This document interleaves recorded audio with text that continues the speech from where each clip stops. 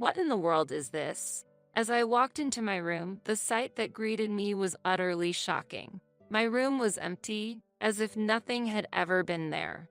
Essential equipment for my job, books placed on my desk, and even the clothes and bags stored in my closet had all vanished. In this unbelievable situation, I could only stand there dumbfounded.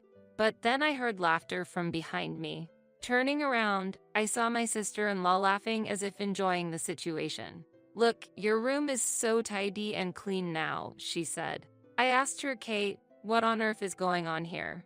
"Go look at the garden," she suggested. Confused, I looked out the window to the garden, where I saw my belongings messily abandoned and soaked. I was speechless and overwhelmed with anger at this shocking situation. Yet, despite my anger, my sister-in-law continued to criticize me. "Aren't you ashamed of still living at your parents' house without getting married? You should become independent soon." Unable to tolerate her behavior any longer, I resolved to move forward with a plan I had been considering for a while. I am Anna Holmes, 30 years old. I work as a freelance web developer. After graduating from university, I worked in the real estate industry, but my interest in web development began when I was inspired by a colleague skilled in programming. However, at that time, I had no knowledge of web development or programming, making a career change difficult. With my family's support, I quit my job at 24 and enrolled in a programming school. I had little savings, so I moved back with my parents, who helped me with tuition, and I managed to graduate. After graduating, I immediately started my career as an independent programmer. In the beginning, I only had a few small projects, and my income was unstable. But after a year, my work was recognized, and I received more projects. Over time, I became a well-known programmer, able to support myself. I am deeply grateful for my family's support, which has allowed me to be where I am today. However, a few years after graduating, my father passed away from an illness, and months later, my mother injured her leg in a shopping accident, making it difficult for her to move around. After my father's death, my mother, living alone, found it challenging to even shop at the local supermarket and needed care. Knowing this, I decided to return home. I took on the responsibility of caring for my mother daily, paying for a helper, and covering living expenses. I made this decision to repay my parents for supporting my dream and to show my filial piety. Then, one day, my brother, who had married Kate 3 years earlier, suddenly returned home with his belongings. Surprised, I asked, "Brother, why are you here so suddenly?" Without any warning, he had crossed the threshold of our family home. "Actually, the company I was working for went bankrupt," he began to explain quietly. Shocked, I could hardly believe it. My brother, who had always shown exceptional talent since childhood, graduated from a top university and worked for a well-known company, earning high social regard. Proud of him, I had always boasted about him to others, but the news of his company's bankruptcy filled me with deep concern. Having lost his job and unable to afford the rent for his previous apartment, my brother decided to stay at our family home until he found new employment. While he apologized, looking downcast, Kate showed a slight attitude of discontent. My mother was overjoyed to have my long-absent brother back, and we all warmly welcomed them. With a promise to repay me later, I agreed to temporarily support my brother and his wife's livelihood. While the sudden change was bewildering, it was a moment that made me realize the importance of supporting each other as a family. Although I needed to focus more on my work, I never imagined that living with my brother and his wife, Kate, would significantly change my daily life. Since my brother and his wife returned home, he has been going out for job interviews almost every day, and he is rarely at home during the daytime. For most of the time, my mother spent her days in bed and seldom left her room. While I was immersed in work in my own room, the door slowly opened without any warning. Startled by the sudden opening of the door, I stopped my work and turned toward it. There stood Kate with a displeased expression. Good morning, Kate. What can I do for you?" Kate sighed heavily before speaking. "What do you mean? What can I do for you?" "Where is my breakfast?" I replied, "Breakfast. It's prepared in the living room." I prepare breakfast daily, considering my mother's health. How can you expect me to eat something so tasteless? Make it again, quickly. I was astonished by her unreasonable demand as she barged into my room without even knocking. Despite being my sister-in-law, I couldn't let her say anything she wanted and firmly responded to her demand. I am currently working and do not have the time to cook. If the meal I prepared does not suit your taste, feel free to use the kitchen yourself. This response seemed to offend Kate, who became even more confrontational.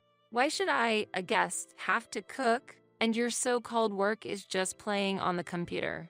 I felt quite angry at her dismissive view of my profession. Standing up, I approached Kate with a stern look. What?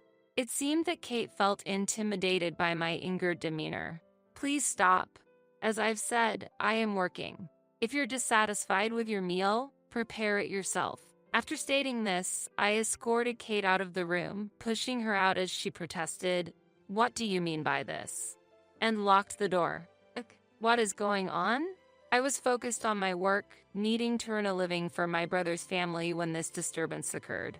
With growing concerns about our future, I returned to my work. Later, Kate ceased her overt selfishness but began using my personal items without permission. From skincare products on the vanity to makeup items and hair treatments in the bathroom, she deliberately chose to use mine. While I'm not particularly obsessive about cleanliness, I felt a strong discomfort at her using my belongings, including cosmetics, without permission and repeatedly asked her to refrain. When I say, "Kate, you've been using my cosmetics recently without asking, could you please stop?" She responded dismissively as if ignoring my request. "I'm just using what's on the vanity. If you don't want it used, keep it in your room. Besides, you don't need such cosmetics when you're working from home, right?" Angered by Kate's rude response, I realized arguing was futile and decided to keep all my belongings in my room. Yet, Kate began sneaking into my room to use my items when I wasn't around. Her actions escalated, and she started using my cherished bags and clothes without permission. No matter how much I protested, Kate's behavior remained unchanged, leaving me feeling helpless. In this situation, I considered seeking help from my brother, but he was consumed with his efforts to find a new job. Seeing him return home with a face full of disappointment and fatigue after unsuccessful interviews, I couldn't bring myself to add to his worries, so I kept silent. Amid the ongoing stress with Kate, I was suddenly faced with a 2 to 3 day business trip. Feeling responsible for my mother's daily care, I initially wanted to decline the trip. However, the company requesting my presence was a long-term business partner since the beginning of my freelance career, making it difficult to refuse. After sharing my concerns with my mother and brother, they encouraged me, despite my worries. "Don't worry, the helper will be here. Focus on your work," my mother assured me, while my brother said, "It's just 2 to 3 days. I have interviews, but I'll try to stay home as much as possible. So go ahead without worrying." Encouraged by their words, I decided to go on the 2-night, 3-day business trip. When I returned home with haste, I was greeted by the sight of my bedridden mother and only Kate remaining. On the day I was to return, my brother had an unavoidable job interview with a company, so he had been away since the previous day. I thought Kate was not the type to do housework, merely spending her time at home. So I was surprised when I returned home after stopping by the supermarket. Upon arriving home and temporarily placing my belongings, I proceeded to my room, only to be utterly shocked by what I saw. What in the world is this? My room was empty, as if nothing had ever been there. Essential equipment for my job, books placed on my desk, and even the clothes and bags stored in my closet had all vanished. In this unbelievable situation, I could only stand there dumbfounded, but then I heard laughter from behind me. Turning around, I saw Kate laughing as if enjoying the situation. "Look, your room is so tidy and clean now," she said. I asked her, "Kate, what on earth is going on here?" "Go look at the garden," she suggested. Confused, I looked out the window to the garden, where I saw my belongings messily abandoned and soaked. I was speechless and overwhelmed with anger at this shocking situation. Yet, despite my anger, Kate continued to criticize me. Aren't you ashamed of still living at your parents' house without getting married? You should become independent soon. Unable to tolerate her harsh words, I reached my breaking point. I decided to move forward with a plan I had been considering. Indeed, it is somewhat embarrassing to still be living at home at my age. I plan to leave this house next month. I responded to Kate, harboring anger inside. I'll be happy to see you go. Finally, I'll be free from living with you. Kate could not hide her joy. The feeling is mutual. Living with you has been stressful, so this is a good outcome for both of us. My words seemed to touch a nerve, and she glared at me, saying, "Get out of here soon," before leaving the room. After she left, I quickly went outside to the garden. My belongings had likely been thrown out there the day before. After last night's rain, they were covered in mud. First, I checked if my computer and other essential work equipment were still functional. Fortunately, all these devices were working correctly, so my work was not affected. I need to think about my living situation next. I had been considering buying a new residence for a while. The current house was aging and not suitable, especially for my mother, who required care. I had planned to move to a new home once my savings reached a certain amount. I had discussed this plan with my mother beforehand, but she was worried and did not see the necessity, not wanting to burden me. However, to repay my mother and escape living with Kate, I contacted the real estate agency I had been considering. Days passed, and when my brother found a new job, I discussed Kate's actions with my mother and brother. They were angry at Kate's behavior and promised to support me. My brother had been critical of Kate's behavior and began considering divorce after this incident. To be honest, I've been fed up with her usual behavior. She didn't try to find a job and kept being selfish. I didn't realize she was capable of something this terrible. I deeply regret overlooking it. My brother expressed his remorse. "There's no need for you to apologize," I reassured him, and he expressed his gratitude. Eventually, our family discussed and decided on the moving plans.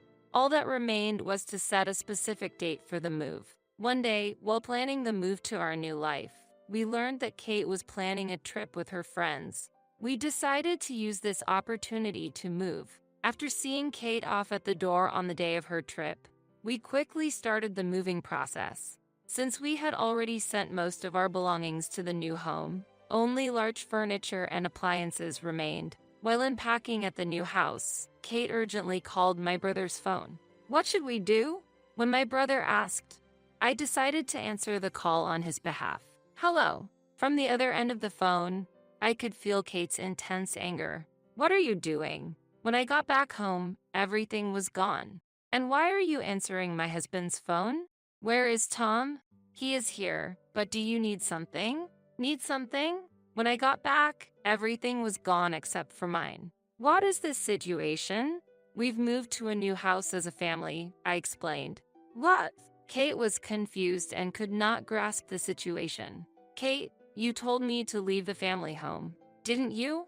"We just followed your instruction. I only told you to leave, not everyone. But you didn't specify that I should move out alone." Realizing the gravity of her own words, Kate faltered. "I didn't specify alone, but how could you afford a new home? Tom only recently got a job, so where did the money come from?" "I covered all the costs myself," I interjected. "You might not know, but my current job is quite reputable, and I earn enough to buy a house." "Really? But your job is just typing on a keyboard." "It may seem like that to you, but actually, my profession provides enough to support the family." Kate truly believed that I was just typing on a keyboard and dependent on the family. Through this conversation, she realized how disadvantageous her position was. Then Kate changed her tone, seemingly asking for help. "Anna, I deeply regret my past mistakes. I didn't know you were such an accomplished person. I wish you had told me that from the beginning." I expressed my indignation at her sudden change of heart. "Asking for forgiveness now is a joke. What you did, scattering my belongings and all, is unforgivable. You'll fully compensate for everything. I truly regret it. So, can I have your new address first? There's no way I'll tell you that." I don't want to have anything to do with you anymore, and just so you know, I'm aware of the affair you've been hiding from my brother." Kate gasped. Indeed, during a conversation with the three of us, my brother told me about Kate's affair. Since returning to the family home, Kate had been in an affair with a former high school classmate, using my cosmetics without permission to go out. The trip she planned on the day of the move was supposedly with her affair partner. Realizing that everything had been exposed, Kate couldn't argue, and silence returned to the other end of the phone. "A completed divorce paper is left for you. Please sign it." With those words, I ended the call. Later, our old family home was set for demolition. Kate continued to live there but eventually had to leave due to the demolition. Thus, the couple went through with the divorce. Kate's affair was exposed, and she was faced with a substantial compensation demand, and I was able to claim additional compensation for my belongings. Kate, who had never worked seriously, had no savings to pay the compensation and ultimately had to rely on her own parents, who decided to cut ties with her after hearing from my brother. As a result, Kate was burdened with a huge debt and lived alone in a cheap apartment, juggling multiple part-time jobs. We started our life in the new house as a family of 3, living happily. My mother was delighted that the family was living together under one roof again.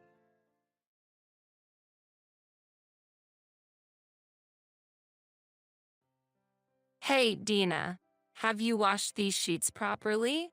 They smell like you," said my father-in-law as he laid on the sheets. If we had lived together, I might have experienced such bizarre scenes every day. Just the thought of it gives me the shivers. The divorce that resulted from this living arrangement marked the start of my new life. I am Dina. I am 60 years old and divorced. Others may think differently, but I believe that at 60, I still have a lot ahead of me. I taught myself how to use a computer, which was once a challenge, by reading books. I always want to be an enthusiastic woman who doesn't give up because of her age. Compete with the younger ones? No, I am still young, actually. But even I have faced tough times. The incident happened when I finally finished paying off the house mortgage. This was over a decade ago. I had contributed to the purchase of the house with my husband, Jim, in our 20s, and we had just finished paying off the mortgage. Jim said, "Maybe we should consider living together?" "What do you mean by that?" "You know what I mean. Living with my parents. I've said this many times, but it's a bit difficult." "Why?" "To be honest, I don't think your mother likes me very much. Living together would be hard for both her and me. The way things are now is best." "That might be true, but we won't know unless we try," said Jim. "Once we start living together, it won't be easy to stop, will it? You always seem to shy away from challenges." "Challenges, huh?" Ever since we got married, he often suggested living with his parents. Before marriage, he was firmly against cohabitation, so I felt relieved. But after marriage, he gradually started saying living together might be nice. It's like a scam. I later found out that his mother often told him, "What will you do when we get old?" It's worrying. Before I knew it, Jim started feeling a strange sense of duty, thinking living together is my responsibility as a son, a way of loving my parents. I wish he'd feel that not living together is also his responsibility as a husband. I think it's important to care for his parents, but he keeps insisting on living together even though I don't get along with his mother. Holding back my emotions, my relationship with my thoughtless has been gradually worsened, but he seemed completely unconcerned. As the remaining amount on our house mortgage decreased, his suggestions for living together with his parents intensified. I had ignored his words until then, but this was a warning sign. Feeling an impending sense of crisis, one day, I went to the door at the sound of the intercom and was shocked when I opened it. "Hello," said my smiling mother-in-law and father-in-law standing there. It was 7 a.m. on a Sunday morning. The sunlight illuminated their smiling faces. It was like a holy scene, but that couldn't be so. Stunned by their sudden visit, I stood there frozen. Then Jim appeared behind me, welcomed them with "Welcome back," and led them inside. "Wait, welcome back? What's going on?" Aren't visitors supposed to say excuse us, and the hosts, please come in? Then Jem's familiar words came to mind. Let's live together with my parents. This was bad. Confused, I followed them into the house. Then, I saw my mother-in-law carefully examining the china cabinet. What are you doing? I asked impulsively. Look at this scratch. It's a pity to buy a new one, but doesn't it bother you, Dina? Aren't you a bit careless? I wish you'd use it more carefully. What? I chose this. I looked at the spot she was observing, but couldn't see any scratches. Maybe she saw the wood grain as scratches because of presbyopia? But I have presbyopia too, and I don't see it that way. However, my mother-in-law has always made such baseless accusations against me. Maybe she just can't like me because I stole her son, but I'm not convinced either. Well, I'll just let it slide as usual. Then I realized I couldn't see my father-in-law. Hearing a noise from upstairs, I went up with a bad feeling. And there he was, lying on my bed instead of my husband's, face down. I screamed in surprise. And without any shame, he said, "Oh, Dina, are the sheets clean? They smell like you," and laughed. Wait. You absolutely can't do this. Please stop that. I blurted out without any hesitation. What? What do you mean by that? Why are you, a daughter-in-law, being so impudent? Shouted my father-in-law. It's not about being a daughter-in-law. Why are you sniffing around in someone else's bed? I raised my voice. I'm just checking if they've been washed properly. There's absolutely no need for that. I strongly argued back. No, it's necessary. As someone who will live in this house, it's an essential check. What? What are you talking about? I really don't understand what you mean, I said, confused. The thought of living with such a disrespectful daughter-in-law worries me. Living together. I was shocked and lost for words. Suddenly, my husband Jim and my mother-in-law appeared before me. I wondered why it was so noisy. And here you are, said Jim. Jim, your father says he's going to live with us. Is that true? I asked my husband. Yes, exactly as it sounds, Jim answered. What? Really? The house mortgage is going to be finally paid off this month, right? Yes, that's right, but... So, I've decided that we'll live here with my parents. What? Why would you decide such a major thing on your own? No, I've been asking about living together for a while now. I told you firmly oppose it. I can't accept living under the same roof as someone who sniffs other people's sheets. I argued strongly. Did you say that? I clenched my fists, feeling a mix of surprise and anger. Besides, I've been seeing another girl for a while now. So, I don't really need to live with you. What? That's unbelievable. Well, anyone would prefer a young and cute girl over a wife who won't live with her in-laws. I wondered what he was talking about, but there was more to be shocked about. If you don't like it, that's fine. Once the mortgage is paid off, we don't need you anymore, my mother-in-law said with a smile. What? I asked again in shock. That's right. You're no longer needed. Now get out.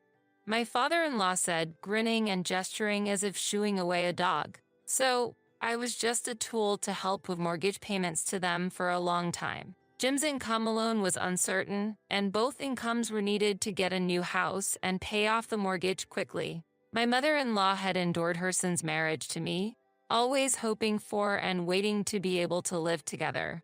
Once the mortgage was paid off, she probably thought she could live with her son again. To them, I was useful like a servant until no longer needed. The more I understood the situation, the angrier I became. I regretted not doing anything until it got to that point. But the house was also important to me.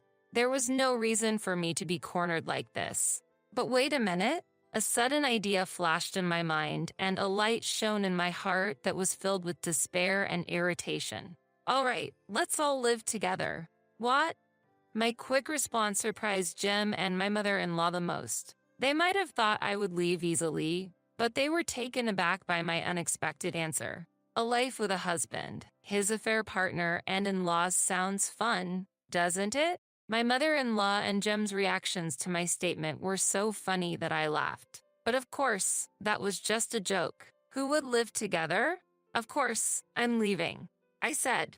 They probably didn't expect me to leave so easily. They must have thought I would beg to stay. Jim was unsettled until the moment I left the house, but I ignored him and eventually finalized our divorce. About a month later, having lost the house and enjoying my free time in a hotel after the divorce, I received a call from my ex-mother-in-law. I really need to see you, she said, though it seemed troublesome. I had a hunch, so I agreed to meet her. When I arrived at the cafe for our appointment, there sat my former in-laws with gloomy faces. As soon as they saw me, my mother-in-law tearfully said, "Dina, thank you for coming." Well, the whole family gathered. "What do you need from your ex-daughter-in-law?" We received a notice yesterday about the division of property. Of course, we're divorced, so we need to discuss property division properly, right? Did you think I wouldn't respond? What? Well, but the situation has changed now. The situation? I repeated the question, and Jim's dejected figure seemed even more disheartened. Jim's company has finally gone bankrupt. Is that so? I thought that might happen. I clapped my hands and said with a smile, I knew it. Dina, what do you mean by I knew it? Jim's income has been decreasing year by year, and last month, there was a delay in his salary payment. That's a sign of a company going under. Such a thing happened. Jim, why didn't you say anything? My mother-in-law's face was filled with anger towards her son. Jim let out a small leap and looked frightened. Well, I never thought the company would fail. People usually notice such things. You're just ignorant, I sharply pointed out, and Jim looked up in surprise, saying what? Immediately, I asked everyone, so, you all gathered here to tell me that Jim has lost his job and can't contribute to the property division? Surely that's not the case, right? Everyone was at a loss for words. Well, Jem was the first to speak up. Our house burned down. What? The house, it burned down. I get that. But how did it happen? It was Dad's cigarette. Huh. Ha ha ha. Living with your parents led to a huge loss. Huh? That stuff? I couldn't help but burst into laughter. I had anticipated Jim losing his job. When divorcing, I thought to myself, I don't want to support such an irresponsible, unemployed husband, and living with his parents would bring more problems. There are also issues when caring for the elderly. So, divorcing was the best choice for me. But I never imagined that his father would burn down the house. This could be the perfect opportunity to speak. A mischievous idea awakened in me. Haha, I'm sorry, but it must be really tough for you. Since Dad and Mom left their home, they have nowhere to live and we don't know what to do. Jim said, truly unemployed and homeless now. Please stop saying things like that. I'm also living in a hotel at the moment, so I'm practically homeless too. But that will change soon as I'm about to get my own place. Really? Everyone was surprised at my news of purchasing a new home. Just the reaction I expected. You know that high-rise apartment near the station? I'm moving there soon. A high-rise apartment. Jim's and my in-laws' faces changed completely. Maybe a high-rise apartment is everyone's dream? For me, I chose it just because it has good security. I wasn't interested in higher floors and chose a lower one to avoid the stress of waiting for elevators. What? We want to live there, too. Dina, can we live with you? Please. Forget everything that happened before. Really, Dina? I'm asking to. As expected, my in-laws shamelessly asked to live in the ex-daughter-in-law's house. Their audacity was astounding. Could it be that my father-in-law planned to burn down the apartment as well? I'd like to help, but after all, I was just an unnecessary existence for you all. Just a wallet for mortgage payments. As I spoke sarcastically, my in-laws hurriedly started praising me. We've always admired your housekeeping skills. You certainly brighten up the home. You're thoughtful and beautiful. In contrast, our son was spoiled and grew up to be unemployed, and we can't handle him. Their only son, my ex-husband, was speechless watching them. Even a beloved son becomes unnecessary if he lacks the ability to support them. Such cruel parental thinking. Hey, Living with so many people might not be bad, I said, and Jim and his parents looked surprised. It might be lively. Dina, what do you mean? Jim asked.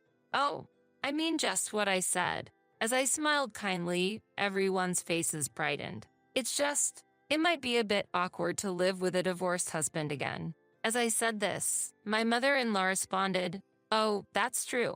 Don't worry about it. Jim doesn't need to live with you, she said cheerfully. What? Jim was shocked. That's right.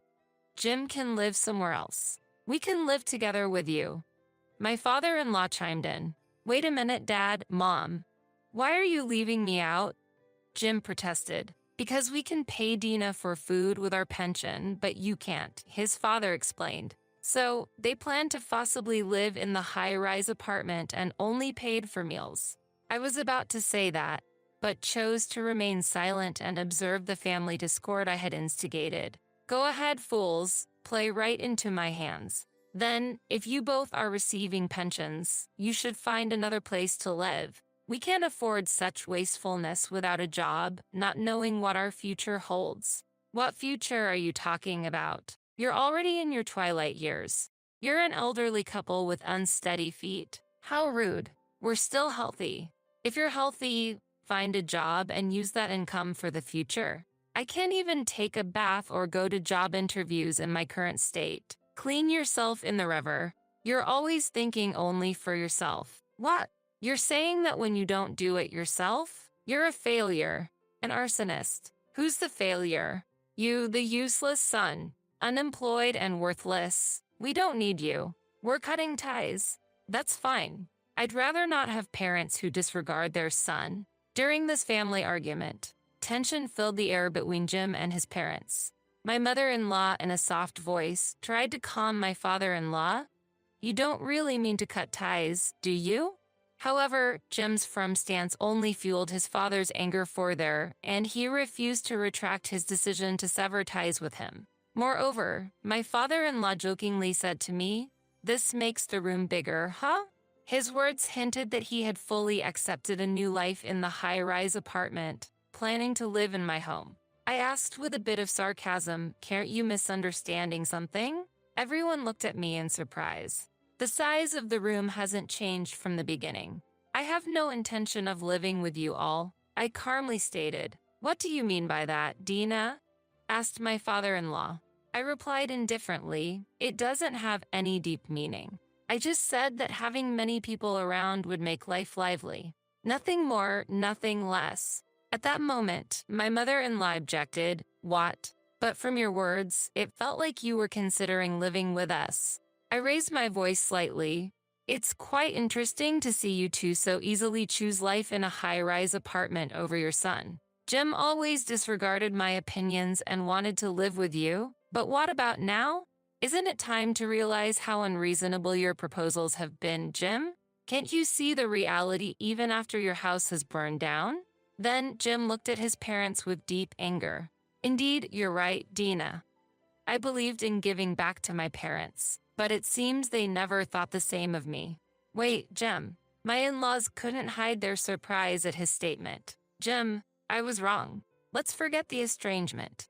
So, Father, you just want to rely on your son because you can't live in my house, right? What? No, that's not it. Do you really think so? You seem clearly unsettled. As I smiled and said this, my father-in-law began to panic. Seeing this, Jim's anger became more apparent. I don't need such parents. Estrangement it is. Jim shouted angrily, and his parents begged frantically, Please listen, but he wouldn't hear them. Instead, he turned to me. Thanks to you, I've come to realize I want to start over. What, really? Yes, I'm serious. You did all this to wake me up, right? Haha, stop it. That's too convenient for you. What, why? I just thought it might be fun to see someone who abandoned his wife to get along with his parents now struggling with them. What? You're just an object of property division to me now. What? Property division? You really plan to demand that in this situation? This situation? That's irrelevant. It's obvious. I signed the divorce papers quickly to leave the house, but property division can still be claimed after divorce, so I intend to take it seriously. Wait, hey, don't you love me anymore? What charm could someone without an address or a stable job possibly have? Your head's empty too. I can't believe it.